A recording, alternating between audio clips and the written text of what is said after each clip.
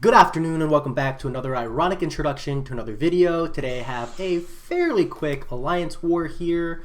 Path 7, as always, I am taking two minis, the encroaching stun mini as well as the powerful from afar kinetic transference mini. This first fight is a Matador Human Torch. Nothing crazy. I'm going to jump in with a rank 3 6-star Ghost. I think I have a 10% attack boost and like a 15% champion boost or 10% champion boost. I honestly don't remember which.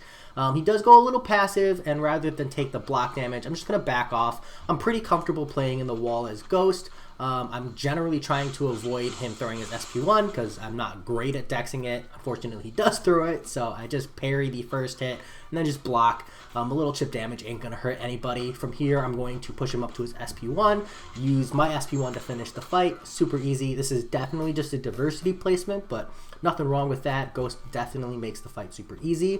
And then from here, the global is going down, so I'm knocking all of my fights down all at once. You can see here I have full Quantum Trinity. I'm popping a 200% tech boost. I've got a 10% attack boost, a 10% champion boost, as well as a 15% health boost. I'm like rainbow boosted plus the 200%. So I'm just going to build up to a SP2. The main thing with Longshot here is that with Ghost, he can make the miss fail on his SP1. So you can see here that as I push him up to that bar of power, I am just holding block. That is because if he SP1s, I'm like SOL, I will insta-die. Had that happen to me earlier this war because I just kind of forgot to dodge.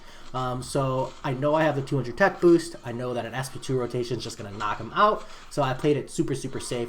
Happy to take some chip damage, especially for an easy fight. Super awesome. Going to move on to a powerful from afar and spite cable. I think this is just diversity placement. I don't know. They did have their domino on a trickier matchup, so I totally respect that. I could see situations where his power gain might get out of hand. Warlock would probably just shred this fight. Doc Ock probably shreds this fight, but I do have this big boost on Ghost, and if he SP3s, I'm not too threatened by it, to be honest. But I actually learned today that Cable is a large champion. Who knew? Because I was knocking these fights out while my alliance was knocking out the boss. So I was just trying to like get a head start. And well, now I end up having to take this guy with the protect node. It's not too big of a deal. I'm very comfortable with the Ghost intercepting. Do just opt to push to an SP3 instead of going for the SP2 rotation. Like I said, there's not really a whole lot of threat in this fight, whether it's his SP1, SP2, or SP3. None of them are like super problematic for me.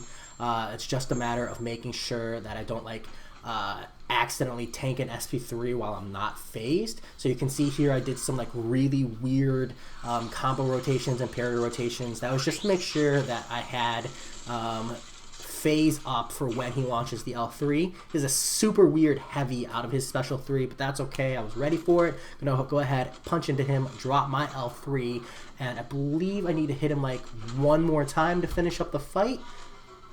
Yeah, so we're gonna come out, wait for him to come into us, hit into his block because he's playing weirdly passive, and close the fight out. So not that bad. At this moment, I go to check. They're still working on this Doom here.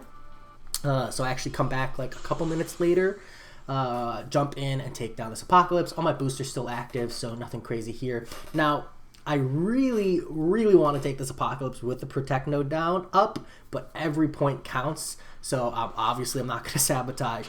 But after doing this fight with the Protect node down, I am 100% certain that if you have Ghost Hood synergy, you can absolutely do this fight with Ghost.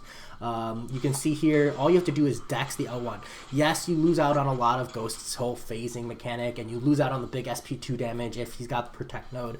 But otherwise, Ghost really handles this fight really well. She doesn't have to worry about being cornered. She's a tech champion, so if you botch it, you're not SOL. Honestly, even if you do botch it, you're not SOL.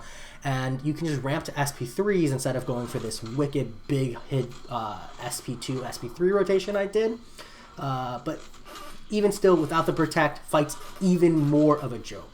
So, nice placement. It is definitely a problematic Apocalypse matchup, but with no global and Ghost and full Trinity, absolutely a joke. Next up, I'm going to jump into this Punisher 2099. Typically, my alliance mate takes this fight with Doc Ock, but he brought an option for Prof X, and I told him, you know, I'm going to be triple boosting with Ghost. No problem for me to just absolutely murk this guy with a tech boost. So, beginning of the fight goes pretty normal. I've got a nice, solid, aggressive AI. He L1s mostly into my phase, so I got a bunch of power. That's why I'm going to opt for this parry SP2, just to secure the rotation so I don't have to worry about anything crazy. I'm not too concerned about Punisher 2099's L3, but the fight's just simpler. If I go for a sweet SP2, SP3 rotation, fight over. And that's my whole war. Pretty clean, maybe a little boring for some of you, but come on. We all love a little bit of Ghost. As always, I hope you enjoyed, and I'll talk to you all later. Oh, also, we won this war, so peace.